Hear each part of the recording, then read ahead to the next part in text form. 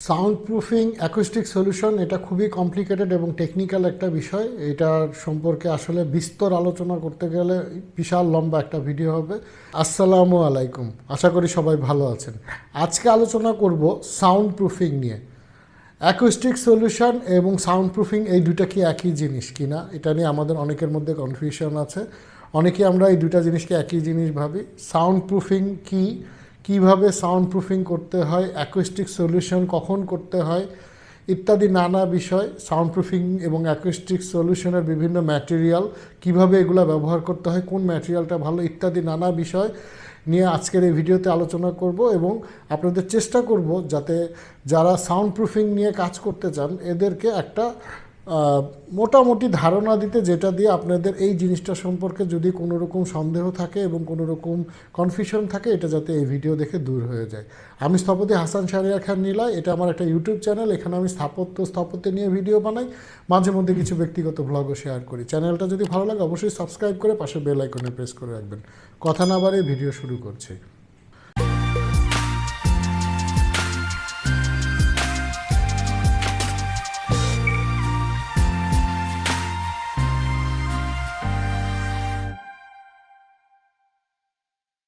Sound proofing এই জিনিসটা জানার আগে আমাদের আগে জানতে হবে যে সাউন্ড বা শব্দ এই জিনিসটা যায় এবং এই শব্দ যাওয়ার এক স্থান থেকে অন্য স্থানে পরিবহনের জন্য অবশ্যই একটা মিডিয়া লাগে, অথবা ধারক অথবা বাহক লাগে। এটা আপনার বাতাস হতে পারে, এটা আপনার সলিড হতে পারে, অথবা লিকুইড হতে পারে, কিন্তু কোনো বাহক ছাড়া শব্দ এক জায়গা থেকে অন্য জায়গায় যায় না। এবং এই শব্দের যে ওয়েভ, এই হার্টজের পার্থক্যের কারণে কিন্তু শব্দ অনেক শক্তিশালী একটা এনার্জিতে পরিণত হতে পারে। আপনারা অনেক সময় দেখে থাকবেন মিউজিকের সাউন্ডের ফ্রিকোয়েন্সি দিয়ে আপনার ওয়াইন গ্লাস পর্যন্ত ভেঙে ফেলা যায়। তার মানে বোঝা যাচ্ছে যে এই ওয়েভের তরঙ্গের শক্তি অনেক বেশি। একটা মজার বিষয়, মানুষ একটা সার্টেন ওয়েভ হার্টজের বাইরের শব্দ শুনতে পারে না। মানুষের শ্রবণ শক্তি হলো 20 থেকে 20,000 হার্টজের ভিতর যে তরঙ্গ শব্দগুলো আছে এগুলো শুধু আমরা শুনতে পারি। এর নিচের অথবা উপরের তরঙ্গের শব্দগুলো কিন্তু আমরা শুনতে পারি না। এবং এই জিনিসটা আরেকটা জিনিস, যেটা পশু পাখিদের এই তরঙ্গের অল্প তরঙ্গের এবং বেশি তরঙ্গের শব্দ শোনার ক্ষমতা আছে। এই জন্য দেখবেন অনেক সময় ভূমিকম্পের আগে আকাশে পাখির বিচরণ বেড়ে যায়, তারপর পশু পাখিরা মুভমেন্ট করতে থাকে, কারণ তখন যে মাটির নিচে যে বিভিন্ন লেন্থের ওয়েভ ক্রিয়েট হয় এটা আমরা বুঝতে না পারলেও পশু পাখিরা বুঝতে পারে। তা এই শব্দের এই যে ওয়েভ, এই ওয়েভটাকে কন্ট্রোল করে এটাকে রিডিউস করাই সাউন্ড প্রুফিংয়ের কাজ। এখন সাউন্ড প্রুফিং কখন লাগে? বিভিন্ন কারণে সাউন্ড প্রুফিং লাগতে পারে এবং বিভিন্ন ফাংশানে বিভিন্ন ব্যবহারে সাউন্ড প্রুফিংয়ের জন্য এই সাউন্ড প্রুফিংয়ের টেকনিকটাও ডিফারেন্ট হতে হয়। যেমন ধরেন আপনি একটা রুম তৈরি করলেন যেখানে আপনি চেষ্টা করতেছেন যে আপনি মিউজিক জ্যামিং করবেন, আপনি ওখানে কনসার্ট করবেন, অথবা আপনি এখানে ডিজে পার্টি করবেন। আপনি চাচ্ছেন না সেখান থেকে শব্দটা বাইরে যাক। সেই ক্ষেত্রে এই রুমটাকে আপনাকে সাউন্ড প্রুফিং করতে হবে যাতে বাইরে থেকে এই শব্দটা শুনতে না পারা যায়। আবার উল্টাটাও হয়, আপনি একটা রেকর্ডিং রুম করতেছেন যেখানে আপনি গানের রেকর্ডিং করবেন এবং আপনার যে সাউন্ড করবেন তখন আপনার যে তৈরি করা শব্দ এইটাই শুধু রেকর্ড হোক, এর সাথে যাতে বাইরের কোনো শব্দ না আসে। এই ক্ষেত্রেও কিন্তু সাউন্ড প্রুফিং করা লাগে, কিন্তু এই দুইটার সাউন্ড প্রুফিংয়ের টেকনিক কিন্তু ডিফারেন্ট। এর সাথে একটা মজার জিনিস যেটা হলো, আমরা যখন যে কোনো জায়গায় শব্দ করি এই শব্দগুলো একটা ফাঁকা জায়গায় যদি আমরা করি, ধরেন একটা ফাঁকা রুমে আপনি যদি চিৎকার করেন দেখবেন যে আপনার শব্দটা ইকো করে, কারণ এই তরঙ্গটা দেয়ালে গিয়ে আঘাত পেয়ে আবার ফেরত আসে, যার জন্য আপনি একবার শব্দ করলে এটা কয়েকবার শোনা যায়, যেটাকে সাউন্ডের ইকো বলে।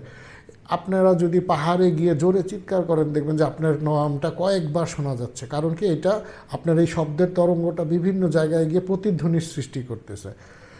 এই প্রতিধ্বনিটাকে বন্ধ করার জন্য এই রুমের ভিতরে আমরা আবার কিছু এমন একটা ব্যবস্থা করা হয় কিছু প্যানেল দিয়ে, এটাকে যেটার কাজ হবে এই তরঙ্গটাকে শুষে নেওয়া। এই যে তরঙ্গ শুষে নেওয়ার জন্য যে বিভিন্ন রকম এলিমেন্ট দিয়ে বিভিন্নভাবে আমরা রুমের ভিতরে যে ব্যবস্থাটা করি এটাকে বলে অ্যাকুস্টিক ট্রিটমেন্ট করা। এটা করা হয় মুভি থিয়েটারে, তারপরে আপনার অডিও ভিজুয়াল যে ল্যাব থাকে মানে অডিটোরিয়ামগুলোতে, যেখানে শব্দ যাতে ইকো না করে। এই জন্য দেখবেন যে স্টুডিও বড় বড় সিনেমা হলগুলোর দুই পাশের যে প্যানেলের মধ্যে আপনার এরকম বিভিন্ন রকম খাঁচকাটা ডিজাইন থাকে, এইগুলোর মধ্যে কিন্তু অ্যাকুস্টিক প্যানেল বসানো থাকে। আমরা অ্যাকুস্টিক প্যানেল বলে যে ফোমের প্যানেলগুলো বুঝি, এটাও একরকম অ্যাকুস্টিক প্যানেল। এরকম বিভিন্ন রকম অ্যাকুস্টিক প্যানেল আছে যেগুলোর কাজ হলো এই তরঙ্গগুলোকে শুষে নিয়ে শব্দের ইকোটা না করা। এটার কাজ কিন্তু সাউন্ড প্রুফিং না, এর কাজ হলো এই রুমের ভিতর ইকোটাকে বন্ধ করা। যারা ইউটিউবের ভিডিও বানায় তারা দেখবেন যে এরকম পিছনে সামনে এরকম বিভিন্নভাবে প্যানেল বসায় নেয় যাতে এই সাউন্ডটা ইকো না করে। এটার কাজ হলো শব্দের তরঙ্গটাকে চুষে নেওয়া। এখন প্রশ্ন আসতে পারে, অনেক জায়গায় দেখবেন যে অনেকে এই তরঙ্গর চুষে নেওয়ার এই ম্যাটেরিয়ালটাকে ব্যবহার করে অনেকেই বলে যে তারা সাউন্ড প্রুফিং করে দিচ্ছে। আসলে কিন্তু সাউন্ড প্রুফিং হচ্ছে না, এটাকে অ্যাকুস্টিক ট্রিটমেন্টের ম্যাটেরিয়াল দিয়ে তারা হয়তো কিছু ইকো কমাই দিতেছে, কিন্তু শব্দটাকে আপনার বাইরে যাওয়া অথবা বাইরের শব্দ ভিতরে আনাটা বন্ধ করা যায় না। তার মানে কিন্তু এই না যে অ্যাকুস্টিক প্যানেল দিয়ে চাইলে কি আপনারা সাউন্ড প্রুফিং করা যায় না, করা যায়। আপনারা যদি ধরেন একটা রুম তৈরি করেন এরকম অ্যাকুস্টিক প্যানেল দিয়ে, যেটার ওয়াল, ফ্লোর, সিলিং চারদিকেই এই প্যানেলটা ব্যবহার করা, যার কাজ হবে শব্দ তৈরি হলে চুষে নেওয়া, ওই ক্ষেত্রে কিন্তু ওই প্যানেলটার আপনার এই সাউন্ড প্রুফিংয়ের মতো কাজ করলেও প্র্যাকটিক্যালি এটাকে ব্যবহার করা যায় না। যেমন এই ভিডিওটাতে আপনারা দেখেন, এখানে এই সাউন্ড প্রুফিংয়ের এই ম্যাটেরিয়ালটার ভিতরে যখন আমরা এই সাউন্ড বক্সটাকে রেখে ঢাকনা বন্ধ করে দিচ্ছি তখন কিন্তু আর শব্দ বাইরে আসতেছে না। কিন্তু একটা রুম যেখানে আপনি এইভাবে যদি করতে যান, সেই ক্ষেত্রে তো এই রুমটা আপনি ব্যবহার করতে পারবেন না। এর ফ্লোর, ওয়াল চারদিকে যদি এরকম অ্যাকুস্টিক ফোম দিয়ে আপনি মুড়াই দেন, এই রুমটা ব্যবহার উপযোগী থাকবে না, কারণ এটার ফ্লোরে তখন আপনি হাঁটাচলা করতে পারবেন না। এই জন্য অ্যাকুস্টিক প্যানেল দিয়ে সাউন্ড প্রুফিং করাটা প্রপার ওয়েতে যায় না। এছাড়াও এটার সাউন্ড প্রুফিং ক্যাপাসিটিও আপনার সাউন্ড প্রুফিং ম্যাটেরিয়ালের মতো না। সাউন্ড প্রুফিংয়ের জন্য সাধারণত যে ম্যাটেরিয়ালটা ব্যবহার করা হয়, এটা দুইটা ম্যাটেরিয়াল পাওয়া যায়, একটা হলো গ্লাস উল আর একটা হলো রক উল, এইটা দিয়ে। এখন এই ম্যাটেরিয়ালের সাউন্ড অ্যাবজর্বেশনের ক্ষমতা এই আপনার অ্যাকুস্টিক ফোমের চাইতেও বেশি। এই ক্ষেত্রে আমি একটা এক্সপেরিমেন্ট দেখাচ্ছি যে একটা খালি বক্সের ভিতরে একটা মোবাইল রেখে আমরা একটা সার্টেন সাউন্ড ক্রিয়েট করলাম মোবাইল থেকে, এবং এটার হার্সটা রেকর্ড করলে দেখা যাবে যে এটা ৭৭ ডেসিবেল সাউন্ড করে। এখন এই সেম মোবাইলটাকে আমরা এবার আরও দুইটা এক্সপেরিমেন্ট করব। কয়েক লেয়ার অ্যাকুস্টিক ফোম দিয়ে তার ভিতরে যদি আমরা এটাকে রাখি, দেখা যাবে যে সাউন্ডটা রিডিউস করে ৭৭ ডেসিবেল থেকে কমে ৭৩ ডেসিবেলে আসতেছে, মাত্র ৪ ডেসিবেলের সাউন্ড রিডিউস হচ্ছে। কিন্তু এই একই কাজটা যদি আমরা এবার অ্যাকুস্টিক ফোমের পরিবর্তে রক উল অথবা গ্লাস উল দিয়ে করি, দেখা যাবে যে এইটা ড্রপ করে ৬৫ ডেসিবেলে নেমে আসতেছে, মানে ১২ ডেসিবেল সাউন্ড কমে যাচ্ছে। তো এইটাতেই বোঝা যায় যে দুইটা ম্যাটেরিয়ালের ক্যারেক্টার আসলে ভিন্ন। এখন এই রক উলটা ব্যবহার করার কীভাবে কেন করা হয়, এটার আরও একটা কারণ আছে। যখন আমরা কোনো রুমকে সাউন্ড প্রুফিং করি, ওই রুমের চারদিকে যখন এই অ্যাকুস্টিক প্যানেলটা বসানো হয়, এর ভিতরে কিন্তু অনেক জায়গায় ইলেকট্রিকের পয়েন্ট থাকতে পারে, বিভিন্ন ওয়্যারিং পাস করতে হয় লাইটের জন্য। এইগুলো কিন্তু এই প্যানেলের ভিতর দিয়ে যখন আমরা পাস করব, তখন কিন্তু একটা ফায়ার হ্যাজার্ড হওয়ার সুযোগ থাকে। রক উলটা গ্লাস উলের চাইতে বেশি ব্যবহার করা হয় এই কারণে যে রক উলের আপনার আগুনে এটা সহজে আগুন ধরে না, এটার মেল্টিং পয়েন্ট প্রায় ২০,০০০ ডিগ্রি ফারেনহাইট, যার জন্য দেখা যায় যে রক উলটা ফায়ার রেজিস্ট্যান্ট একটা ম্যাটেরিয়াল। সেই ক্ষেত্রে আবার গ্লাস উল ব্যবহার করলে সেটাই কিন্তু আগুন লাগার একটা সুযোগ থাকে। এই জন্য রক উলটা বেশি ক্ষেত্রে সাউন্ড প্রুফিংয়ের জন্য ব্যবহার করা হয়। আরও একটা কারণ হলো রক উল পানি অ্যাবজর্ব করে না, এটা ওয়াটার রেজিস্ট্যান্ট একটা ম্যাটেরিয়াল। এখন কোনো কারণে আপনি একটা রুমকে সাউন্ড প্রুফিং করলেন, সেই রুমে যদি ড্যাম্প তৈরি হয়, রক উল কিন্তু এই ড্যাম্পটা শোষণ করবে না, কারণ এই রক উল দিয়ে যখন আমরা একটা রুমকে সাউন্ড প্রুফ করি, চারদিকে কিন্তু আবার বোর্ড দিয়ে আমরা এটাকে বন্ধ করে দিই। যেহেতু ভিতরে এই ম্যাটেরিয়ালটা থাকে, এটা যদি পানি চুষে ফেললেই কিন্তু এই ম্যাটেরিয়ালটার আর আপনার ওই ক্যারেক্টারটা থাকবে না, যেটা দিয়ে আপনার সাউন্ডটাকে সে আটকাতে পারবে। কিন্তু গ্লাস উল ব্যবহার করলে কিন্তু যদি কোনো কারণে ড্যাম্প হয়, ওই গ্লাস উলটা পানি চুষে বা গ্লাস উলের যে ওয়াটার সাউন্ড রেজিস্ট্যান্স ক্ষমতা, এটা কিন্তু আর থাকে না, এটা নষ্ট হয়ে যায়। এই জন্য একটা রুমকে আপনার যখন আমরা প্রপার ওয়েতে সাউন্ড প্রুফ করতে যাই, সেই ক্ষেত্রে আমরা রক উলটা বেশি প্রেফার করি।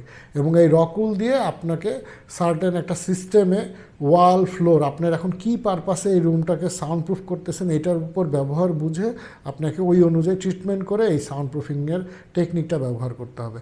আমরা দুইটা প্রজেক্টের ছবি দেখাচ্ছি। এই প্রথম প্রজেক্টটাতে আমরা যে রুমটা দেখাচ্ছি এটা একটা হেলিপ্যাডের পাশে একটা ক্লাসরুম। এটাতে আমাদের উদ্দেশ্য ছিল যে বাইরে হেলিপ্যাডের সাউন্ড যাতে ক্লাসরুমের ভিতরে না আসে এবং ক্লাস নেওয়ার সময় যাতে ভিতরে সাউন্ডের ইকোটা না হয়, যার জন্য আমরা এর জানলাগুলোকে সাউন্ড প্রুফিং করে এর ভিতরে অ্যাকুস্টিক ফোম দিয়ে এটাকে কিন্তু আমরা অ্যাকুস্টিক্যালি এটাকে সলভ করে দিয়েছিলাম যাতে ক্লাস নেওয়ার সময় কোনো সাউন্ড ইকো না হয়, বাইরে থেকে সাউন্ড না আসে। আবার এই দ্বিতীয় প্রজেক্টটার ক্ষেত্রে কিন্তু অন্য কেস।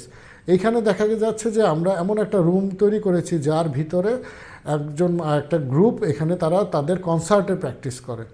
সেই কনসার্টের সাউন্ড, এটা একটা রেসিডেন্সিয়াল এরিয়ার ভিতর 5তলা বিল্ডিংয়ের ভিতর একটা রুম যেখানে কনসার্টের জ্যামিং হয় এবং এইটা গভীর রাতে তারাও এখানে কনসার্ট করলে যাতে এর সাউন্ডের ডিস্টারবেন্স বাইরে না আসে, এই জন্য এই রুমটা এইভাবে ডিজাইন করা। এই রুমটাতে আমরা যেটা করেছিলাম এর ওয়াল ফ্লোর সব কিছুই আমরা সাউন্ড প্রুফ করার জন্য চারদিকেই এর ইনসুলেশন করা, এর জানলা তো বন্ধ করা, ইভেন এর ডোরগুলোকেও আমরা দুইটা লেয়ারে ভাগ করে ফেলেছিলাম। একটা হলো সাউন্ড প্রুফিং পোর্শনের জন্য একটা রুম এবং বেসিক যে মেইন ডোর ওই ডোরটাতেও আমরা ইনসুলেশন দিয়ে এটাতে আমরা ডাবল লেয়ারে এটাকে রাবার গ্যাসকেট দিয়ে এটাকে সিল করে দিয়েছিলাম, যার ফলে যেটা হতো যে এটা আসলে একটা রুমের ভিতরে আর একটা রুম যেটার এটাকে আপনার প্রপার ওয়েতে অ্যাটলিস্ট 97% পর্যন্ত সাউন্ড এটাকে রিডিউস করে একদম বাইরে থেকে যাতে কোনো সাউন্ড না আসে এভাবে এই রুমটা করা। 100% সাউন্ড প্রুফিং করতে গেলে আপনাকে এটা আরও এক্সপেন্সিভ একটা প্রসেস এবং আপনারা যদি কোনো রুমকে সাউন্ড প্রুফ 100% করতে চান অথবা কোনো স্টুডিও তৈরি করতে চান সেই ক্ষেত্রে এটাকে কনস্ট্রাকশন ফেজ থেকে ওইভাবে ডিজাইন করতে হবে যে আপনার কোনো জানালা রাখা যাবে না এবং রুমটাকে এমনভাবে ডিজাইন করতে হবে প্রয়োজনে দরকার হলে রুমের যে আমরা ওয়ালগুলো এগুলো আমরা হলো ব্রিকও ব্যবহার করতে পারি। হলো ব্রিকও সাউন্ড ইনসুলেটর হিসাবে কাজ করে। তারপরে লেয়ারটাতে আপনাকে ওই ডিজাইন ফলো করে যাতে কোনোভাবে ভিতরে তৈরি হওয়া সাউন্ডের ওয়েভ যাতে বাইরে না আসতে পারে ওইভাবে প্রপার ওয়েতে মেনটেন করে যদি আমরা এইভাবে রুম ডিজাইন করতে পারি সেই ক্ষেত্রে 100% সাউন্ড প্রুফিং করা সম্ভব। এবং সাউন্ড প্রুফিংয়ের এই ম্যাটেরিয়ালগুলো ইউজ করার সময় কিছু সতর্কতা অবলম্বন করতে হয়। গ্লাস উল, রক উল এই দুইটা ম্যাটেরিয়াল আপনারা যদি এটা খালি হাতে হ্যান্ডেল করেন তাহলে কিন্তু সারা শরীরে ইচিং হতে পারে, এই জন্য আপনার অ্যাটলিস্ট ফুল হাতা গ্লোভস পরে এবং মুখে রেসপিরেটরি মাস্ক ব্যবহার করে এটা অপারেট করতে হয় এবং খুব সেন্সিটিভলি এগুলো অপারেট করতে হয়, না হলে কিন্তু যারা এগুলো নিয়ে কাজ করে তারা সাইটে অসুস্থ হয়ে যেতে পারে। এবং প্রপার ওয়েতে সাউন্ড প্রুফিংয়ের ইস্যুগুলো বুঝে এরকম লোকজনকে দিয়েই সাউন্ড প্রুফিং করানো উচিত আপনারা যদি প্রপার ওয়েতে সাউন্ড প্রুফ করাতে চান। আদারওয়াইজ আপনারা হয়তো অনেক টাকা খরচ করে ফেলবেন কিন্তু আপনাদের যে ডিজায়ার পারপাস এটা ফুলফিল নাও হতে পারে। সাউন্ড প্রুফিং অ্যাকুস্টিক সলিউশন এটা খুবই কমপ্লিকেটেড এবং টেকনিক্যাল একটা বিষয়। এটার সম্পর্কে আসলে বিস্তর আলোচনা করতে গেলে বিশাল লম্বা একটা ভিডিও হবে। মোটামুটি প্রাইমারি একটা ধারণা দেওয়ার জন্য আপনাদের জন্য এই ভিডিওটা তৈরি করা। ভিডিওটা আশা করি আপনাদের কাজে লাগবে। আর ভিডিও সম্পর্কে কোনো কোশ্চেন থাকলে অবশ্যই আমাকে কমেন্টস করে জানাবেন, আমি সময় সুযোগ মতো চেষ্টা করবো এটার উত্তর দেওয়ার। আর চ্যানেলটা অবশ্যই সাবস্ক্রাইব করবেন। দেখা হবে পরবর্তী কোনো ভিডিওতে। সেই পর্যন্ত সবাই সুস্থ থাকবেন। আল্লাহ হাফেজ।